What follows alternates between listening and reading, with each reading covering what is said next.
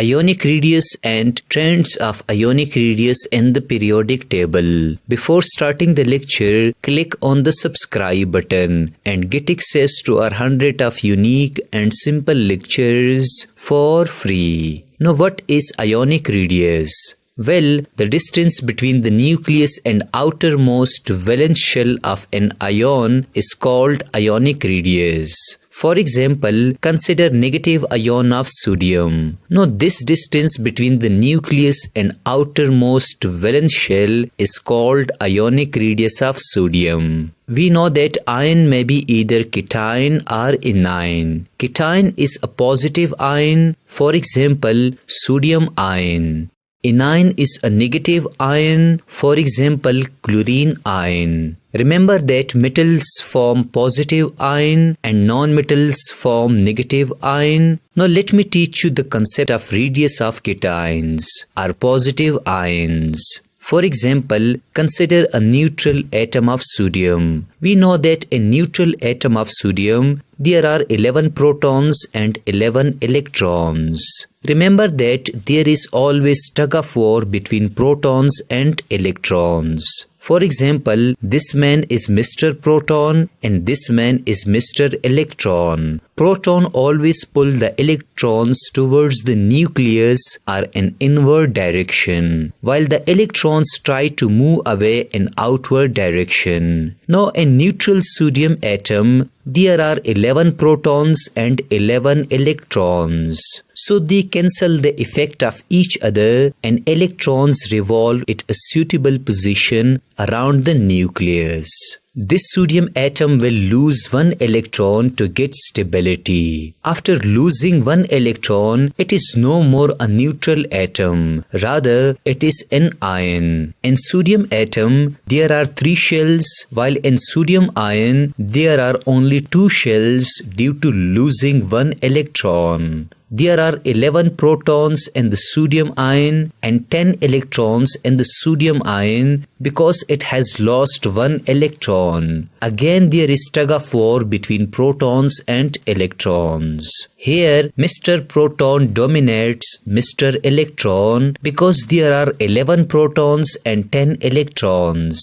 So Mr. Proton wins the game and pulls the electrons towards the nucleus and the size of sodium ion decreases. If we measure the atomic radius of sodium, it's about 186 picometer, while the ionic radius of sodium is about 95 picometer. Thus we learn this fact that atomic radius is always bigger than radius of its cation. For example, the atomic radius of sodium is 186 picometer and the atomic radius of sodium ion is about 95 picometer. Here is a bonus conceptual question. Why the size of cation is always smaller than its parent atom? I hope you know the answer. It is because the removal of one or more electrons from a neutral atom causes the loss of shell. Secondly, proton numbers dominate the number of electrons and the greater nuclear attraction pull the electrons towards the nucleus. Now let me teach you the concept of radius of anions or radius of negative ions. For example, consider fluorine atom. We know that a neutral atom of fluorine, there are 9 protons and 9 electrons. We have learned in the previous slide that there is always tug of war between protons and electrons. For example, this is Mr. Proton and this is Mr. Electron. Protons pull the electrons in inward direction and electrons tend to move in outward direction. Hence, there are 9 protons and 9 electrons, so the electrons revolve around the nucleus at suitable position. Fluorine is a non-metal. To get stability, fluorine atom will gain one more electron and become negative fluorine ion. Now, there are 9 protons and 10 electrons in the fluorine ion. Here, the winner is Mr. Electron because the number of electrons dominate the number of protons. As a result of this, electrons will move away in outward direction and the size of fluorine ion will become bigger. If we measure the atomic radius of a neutral fluorine atom, it is about 71 picometer and that of fluorine ion is about 136 picometer. Thus, we learned this fact that atomic radius of neutral atom is smaller than ionic radius. For example, the atomic radius of fluorine is 71 picometer and the ionic radius of fluorine ion is about 119 picometer. Also, here is a bonus conceptual question for you. Why the ionic radii of negative ions are larger than the size of their parent atoms? I hope you know the answer. It is because one electron or more electrons are added to a neutral atom. As a result of this electronic addition, the number of electrons dominate the number of protons, and the electrons in the shells are pushed away in outward direction. Thus, the ionic radius of negative ion is larger than the size of their parent atom. Finally, let me teach you the periodic trend of ionic radius and the periodic table, like ionic radii down the groups, or why ionic radii increases from top to bottom.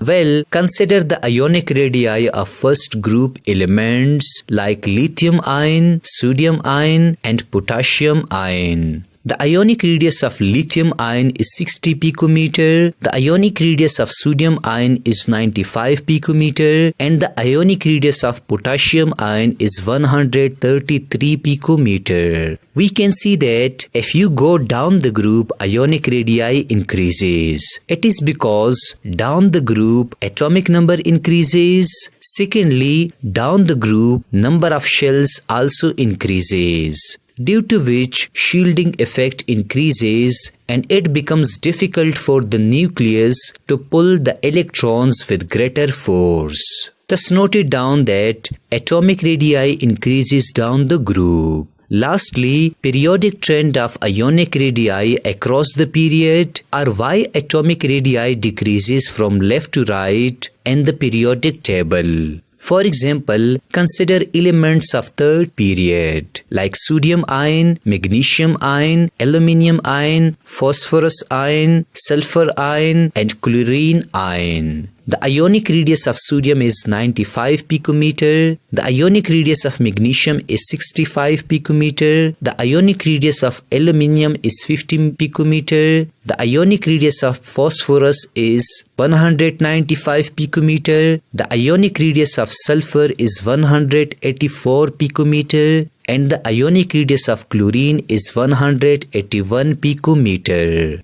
These three ions are cations or positive ions, while these three ions are anions or negative ions. As we can see that from left to right, ionic radii of cations decreases, and then again the ionic radii of anions also decreases from left to right. Thus we say that ionic radii decreases across the period or from left to right in the periodic table. It is because the atomic number increases. Secondly, the number of shells remain constant. For instance, these all elements are present in the third period, so they all have 3 shells. Therefore, note it down that atomic radii decreases across the period.